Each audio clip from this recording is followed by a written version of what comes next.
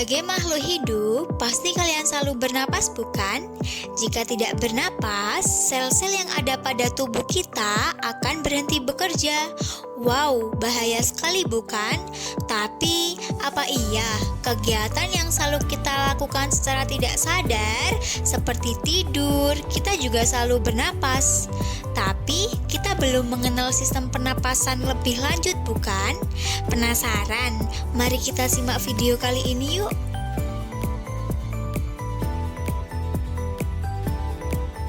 Sistem pernapasan pada manusia adalah sistem organ yang digunakan untuk menghirup oksigen dari udara serta mengeluarkan karbon dioksida dan uap air.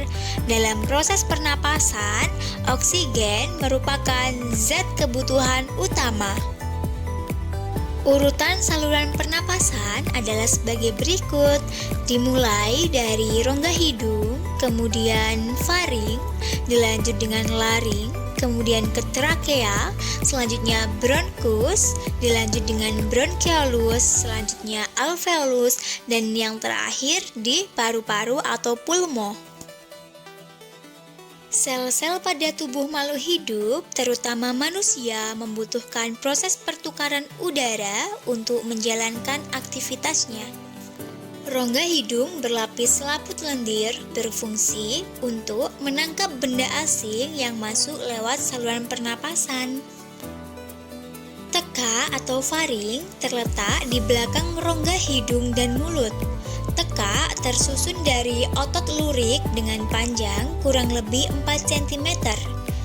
Teka ini merupakan persimpangan antara saluran pencernaan dengan saluran pernafasan. Pada pangkal tenggorokan atau laring terdapat sebuah katup yang disebut epiglotis, di mana epiglotis ini berfungsi mengatur jalannya makanan dan udara pernapasan sesuai dengan salurannya masing-masing. Di samping itu, pada pangkal tenggorokan terdapat pita suara yang merupakan organ penghasil suara pada manusia. Batang tenggorokan merupakan saluran penghubung antara rongga hidung, rongga mulut, dan paru-paru. Dinding batang tenggorokan atau trakea tersusun dari cincin-cincin tulang rawan yang di dalamnya terdapat rambut-rambut getar atau silia yang berfungsi untuk menyaring udara pernapasan. Bronkus adalah percabangan dari trakea yang terdiri dari bronkus kiri dan bronkus kanan. Fungsi bronkus adalah saluran udara yang memastikan udara masuk dengan baik dari trakea ke alveolus dan untuk mencegah infeksi. Bronchiolus adalah percabangan dari bronkus. Fungsi bronchiolus adalah menyalurkan udara dari bronkus ke alveolus dan untuk mengontrol jumlah udara yang masuk dan keluar saat proses bernapas berlangsung.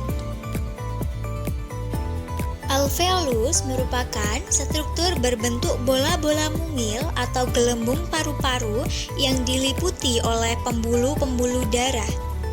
Alveolus berfungsi sebagai tempat pertukaran gas oksigen dan karbon dioksida di dalam paru-paru. Paru-paru terletak di rongga dada tepat di atas sekat diafragma. Paru-paru terdiri dari dua bagian. Paru-paru kanan memiliki 3 lobus sehingga lebih besar dari paru-paru kiri yang terdiri dari 2 lobus. Terdapat 2 jenis mekanisme pernapasan, yakni inspirasi dan ekspirasi. Agar lebih memahaminya, simak penjelasan berikut ini. Ini merupakan perbedaan pernapasan inspirasi dan ekspirasi pada pernapasan dada dan pernapasan perut. Saat mekanisme pernapasan terjadi kerjasama antara otot dada, tulang rusuk, otot perut, dan otot diafragma. Diafragma adalah otot yang berada di antara rongga dada dan rongga perut.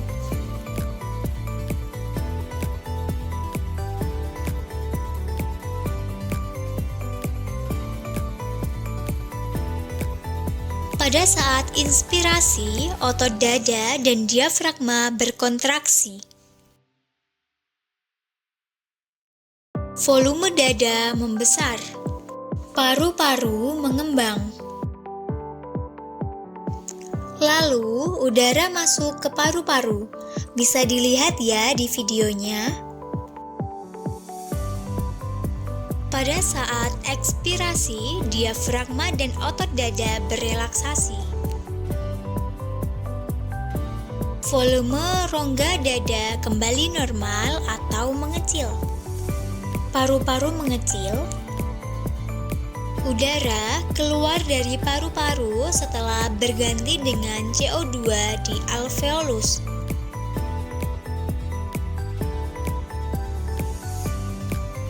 Polusi udara yang sering kali kita jumpai dari asap kendaraan, asap pabrik pada daerah pabrik, asap pembakaran sampah, dan masih banyak macamnya dapat menyebabkan penyakit yang timbul pada sistem pernapasan kita loh. Berikut merupakan gangguan yang terjadi pada sistem respirasi. Asma adalah gangguan pada rongga saluran pernapasan yang diakibatkan oleh kontraksi otot polos pada trakea dan mengakibatkan penderita sulit bernafas. Faringitis merupakan peradangan pada faring sehingga timbul rasa nyeri pada waktu menelan makanan ataupun kerongkongan terasa kering. Gangguan ini disebabkan oleh infeksi bakteri atau virus dan dapat juga disebabkan terlalu banyak merokok. Tuberkulosis atau TBC merupakan penyakit spesifik yang disebabkan oleh bakteri Mycobacterium tuberculosis. Bakteri ini dapat menyerang semua organ tubuh, tetapi yang paling sering adalah paru-paru dan tulang.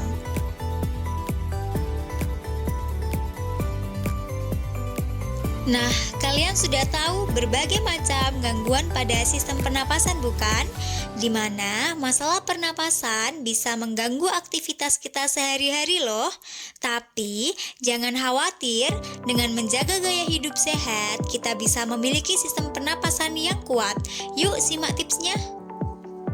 Tips yang pertama adalah olahraga rutin, di mana olahraga sangat penting untuk meningkatkan kapasitas paru-paru kita loh.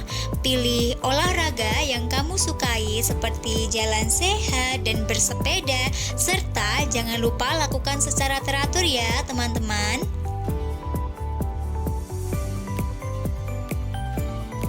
Tips selanjutnya adalah makan makanan yang bergizi, di mana mengkonsumsi makanan yang kaya vitamin dan mineral seperti buah-buahan, sayuran, dan protein, lalu hindari makanan olahan yang berminyak.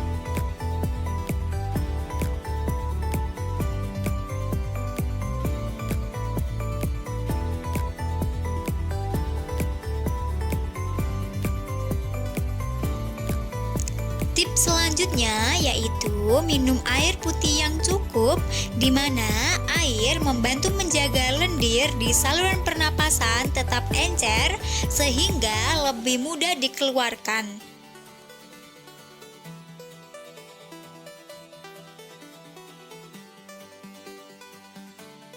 Selanjutnya, hindari rokok dan polusi, di mana rokok dan polusi udara adalah musuh utama paru-paru kita loh teman-teman.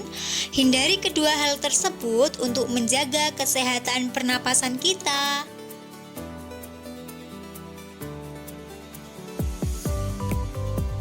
Tips selanjutnya yaitu istirahat yang cukup, di mana istirahat yang cukup dapat membantu tubuh memulihkan diri dan meningkatkan sistem kekebalan tubuh kita loh teman-teman.